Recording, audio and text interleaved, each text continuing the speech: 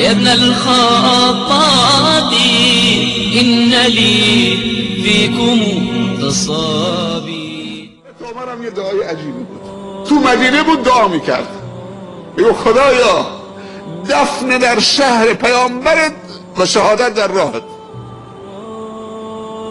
صحابه عرض میکردن یا امیر المؤمنین شهادت در راه خدا با شمشیر بگیریم برید، تو مرگ در شهر پیامبرم میخوای؟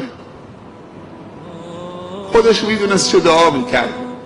توسط فیروز ابولؤلؤ مجوسی ایرانی در نماز صبح خنجر دولب خورد، زمانی که تو محراب ایستاده بود، و وقتی ضربه خورد سوال کرد کی منو ضربه زدن؟ گفتن یک مجوسی.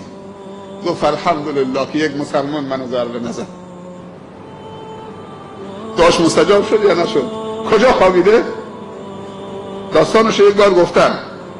وقتی که ضربه خورد نامه فرستاد به ام المؤمنین عایشه، سلام فرستاد همراه پسرش عبدالله، گفت بابا برو سلام مادر برسون، بگو که امیرالمؤمنین ضربه خورده که امید داره شهید بشه و اجازه میخواد کنار رسول الله صلی الله علیه و سلم و بابای تو حجره تو اتاق مال توست، حق توست که اونجا دفن بشید، اجازه میخواد، اگه اجازه بدی بزرگواری میکنی اینجا دفن بشه.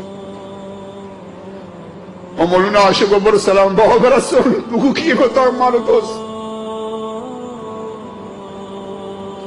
چون من شنیدم رسول الله صلی الله علیه و سلم میرفت بیرون میگفت که من و ابوبکر و عمر رفتیم، من و ابوبکر و عمر آمدیم، من و ابوبکر و عمر فلان کار کردیم، این دوتا اسم از لبش نمیافتن.